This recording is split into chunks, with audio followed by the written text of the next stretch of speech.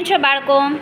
આજે આપણે ધોરણ 5ની સ્વાધ્યાય પોથીના ભાગ 1માં ગણિતનું ચાલો યાદ કરીએ ભણીશું, જેમાં સૌથી પહેલાં પુનરાવર્તિત સરવાળો, જેને ગુણાકાર આપણે કહીએ છીએ, તેવા ઉદાહરણ આપેલા છે. 3 + 3 + 3 + 3 + 3 + 3 બરાબર 6. કેટલી વખત 3 થયા? તો કે 6 વખત 3 થયા. 6 વખત 3 બરાબર 6 × 3 બરાબર 18. એવી જ રીતે 7 + 7 + 7 બરાબર 3 વખત 7 બરાબર 3 × 7 એટલે 21. એવી રીતે એક 6નું પણ ઉદાહરણ નીચે આપેલું છે. ત્યાર પછી આપણે ઘડિયાની રચના કરીશું. તો સરસ મજાના 3 મણકા આપેલા છે બરાબર, એને એક વખત ગુણ્યા એટલે 3. એવા 3 મણકા 2 વાર લઈએ તો 6. એવા 3 મણકા 3 વાર લઈએ તો 9. એવી જ રીતે 4 વાર, 5 વાર, 6 વખત, 7 વખત જે છે એ મણકા આપેલા છે, પણ એનું બોક્સ આપેલું છે, જેની અંદર આપણે 3 મણકાને 7 વખત કરવાના છે. તો ડ્રો કરીશું. 3 મણકા 7 વખત દોરશું. 7 × 3 બરાબર 21. એવી જ રીતે 3 મણકા આપણે 8 વખત દોરીશું. 8 × 3 બરાબર 24. એવી જ રીતે 9 વખત 3 મણકા દોરીશું. તો દોરી નાખો ચાલો બાળકો. 9 × 3 બરાબર 27. એવી જ રીતે 10 વખત 3 મણકા દોરીશું.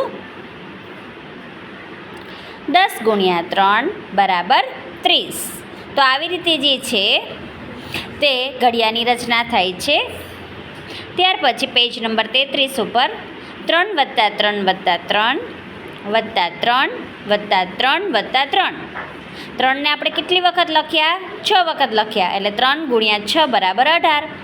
એવી જ રીતે 8 × 2 બરાબર 16, 9 × 7 63, 10 × 40 અને 6 × 8 48. ઘડિયાના આધારે નીચેની ખાલી જગ્યા પૂરવાની છે. ઘડિયા બોલતા જવાના. ગુણાકાર તો હવે મૌખિક આવડે જ છે. 3 × 8 24. 20 ક્યારે જવાબ આવે? 5ના ઘડિયામાં ક્યાં આપણે અટકીએ તો 20 આવે? તો કે 5 × 4 5 × 20. 7 × 9 63, 8 × 8 64, 9 × 36. એવી જ રીતે અહીં નીચેના પ્રશ્નોના જવાબ આપેલા છે. 7 ગાયના પગ કેટલા થાય? 7 × 4 બરાબર 28. એક વાંદરો એક સાથે 4 પગથિયાં કૂદે અને તે 6 કૂદકા ભરે તો કેટલા પગથિયાં કૂદે? તો 4 × 6 = 24. આવી રીતે ઘડિયાના આધારે પ્રશ્નોના જવાબ લખવાના છે.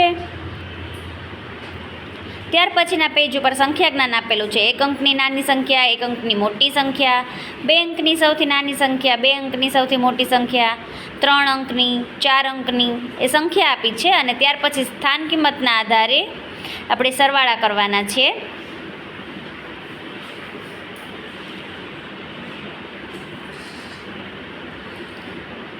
મહાવરો આપેલો છે. નીચેની સંખ્યાઓને શબ્દમાં લખો અને ત્યાર પછી નીચેની સંખ્યાને અંકમાં લખવાની છે. આ તો બહુ ઇઝી છે.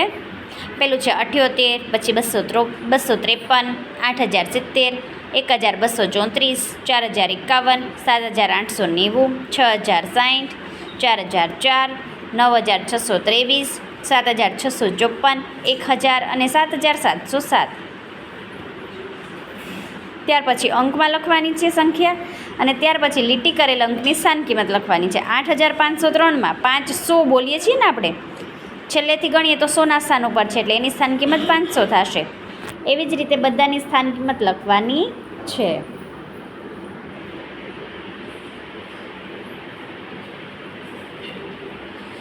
ત્યાર પછી તફાવત આપેલો છે અને ત્યાર પછી સ્થાન કિંમતને સરવાળાના રૂપે લખવાનું છે, જે અહીંયા આપેલું છે. 735માં 700 + 30 + 5. એવી જ રીતે 6 દાખલા લખવાના છે.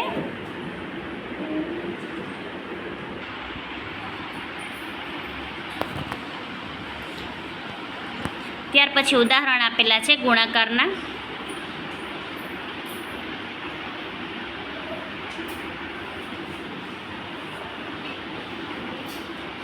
ત્યાર પછીના મહાવરાની અંદર આપેલા ચોરસ ખાનામાં યોગ્ય અંક લખવાના છે. જે સરવાળો અને બાદબાકી કરતા જવાનું અને યોગ્ય અંક લખતા જવાનું. ત્યાર પછી ગુણાકાર આપેલા છે, જેના જવાબ મેં અહીંયા લખેલા છે. આ ગુણાકાર જે છે એ તમારે આરબીમાં એટલે કે રફ નોટમાં લખવાના છે.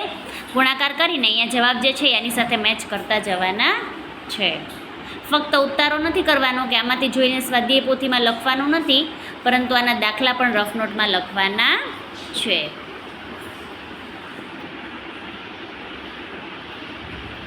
ત્યાર પછી ભાગાકારના દાખલા આપેલા છે 6, અને ત્યાર પછી પ્રશ્ન 4માં બોક્સમાં યોગ્ય અંક મૂકવાના છે. તો એ બોક્સ જે છે એમાં ગણતરી કરતી જવાની છે અને અંક લખતા જવાના છે. ત્યાર પછી 5મા પ્રશ્નની અંદર એક શાળાના ધોરણ 1 થી 5ના પ્રવાસમાં જનાર બાળકોની વિગત નીચે પ્રમાણે આપેલી છે. તો તેના આધારે પ્રશ્નના જવાબ લખવાના છે. 1 થી 5 ધોરણની સંખ્યા આપેલી છે કે કયા ધોરણમાંથી કેટલા બાળકો જશે, એ પ્રમાણે નીચેના 5 પ્રશ્નોના જવાબ લખવાના છે. ત્યાર પછી કોયડા ઉકેલના દાખલા આપેલા છે 7. તો એ 7 પ્રશ્નોના જવાબ આપેલા છે, પણ એ દાખલા જે છે એ રફ નોટમાં ગણતું જવાનું અને જવાબ મેચ કરતા જવાના છે. ત્યાર પછીના પેજ પર પ્રશ્નોના જવાબ આપેલા છે. કોયડા ઉકેલ છે જે જાતે કરવાના છે, જેના દાખલા ગણતું જવાનું છે અને જવાબ જે છે એ મેચ કરીને અહીંયા લખતા જવાના છે.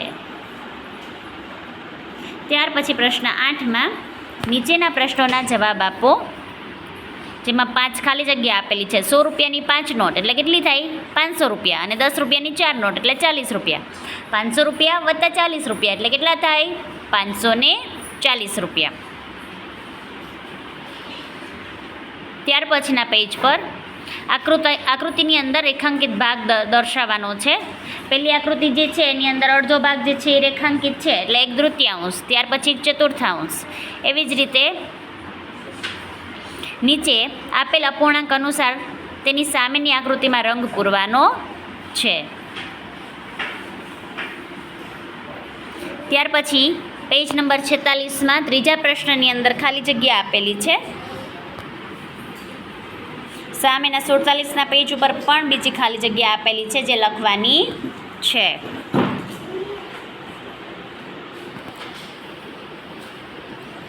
ત્યાર પછી પ્રશ્ન 4 આપેલો છે. કોયડા ઉકેલ છે. પ્રશ્નોના જવાબ આપવાના છે, જેના દાખલા રફ નોટમાં ગણતું જવાનું છે અને જવાબ લખતો જવાનો છે.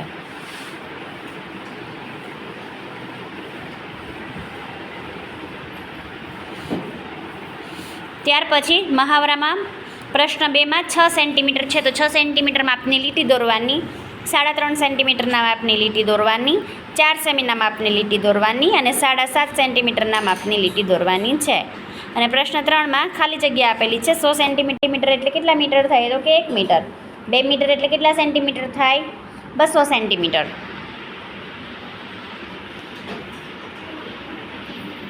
ત્યાર પછી પ્રશ્ન 4 છે. આકૃતિ પરથી પ્રશ્નોના જવાબ આપો. 4 આકૃતિ આપેલી છે અને નીચે 5 સવાલ આપેલા છે. એ 5 પ્રશ્નના જવાબ આ પ્રમાણે છે. માટલું ભરવા માટે કેટલા જગ પાણી જોઈએ? 20 લીટરનું માટલું છે અને 2 લીટરનો જગ છે તો કેટલા જગ જોઈએ? 10 જગ જોઈએ. એવા 5 સવાલ આપેલા છે. ત્યાર પછી સરવાળાના દાખલા જાતે અને બાદબાકીના દાખલા જાતે રફ નોટમાં કરવાના છે. ત્યાર પછીના પેજ ઉપર મહાવરો આપેલો છે. એમાં આકૃતિ આપેલી જે છે એની દરેકની હદ શોધવાની છે. બધાનો સરવાળો 7 + 8 + 9 બરાબર 24 સેન્ટીમીટર.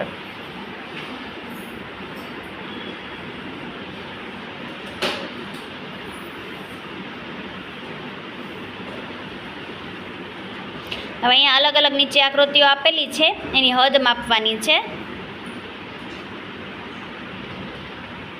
ત્યાર પછીના પેજ ઉપર પણ હદ જ માપવાની છે.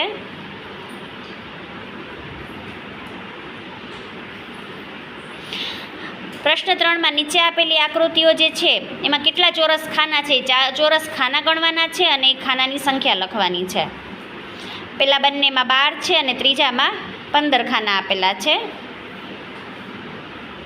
ત્યાર પછી પ્રશ્ન 4ની અંદર કાપેલા ભાગની આકૃતિની હદ શોધીને લખવાની છે. એ બંનેનો જવાબ 16 સેન્ટીમીટર આવે છે. ત્યાર પછી 24 સેન્ટીમીટર અને 22 સેન્ટીમીટર આવે છે. પ્રશ્ન 5માં અરવિંદ નીચેના મેદાનના 5 ચક્કર લગાવે છે તો તેણે કેટલા કિલોમીટર અંતર કાપ્યું કહેવાય? તેણે 2000 મીટર એટલે કે 2 કિલોમીટર અંતર કાપ્યું કહેવાય. ત્યાર પછી આપેલા લંબચોરસમાં 1 એકમ માપના કેટલા ચોરસ સમાઈ શકે? તે જવાબ આવે 21 ચોરસ.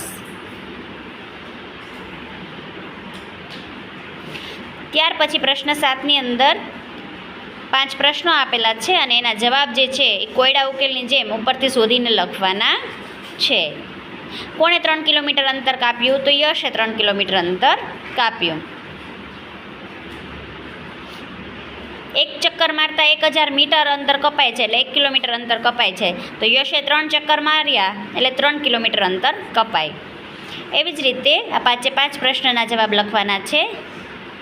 તો હવે પછી મળીશું બાળકો આવના પછીના વિડીયોમાં. Thank you.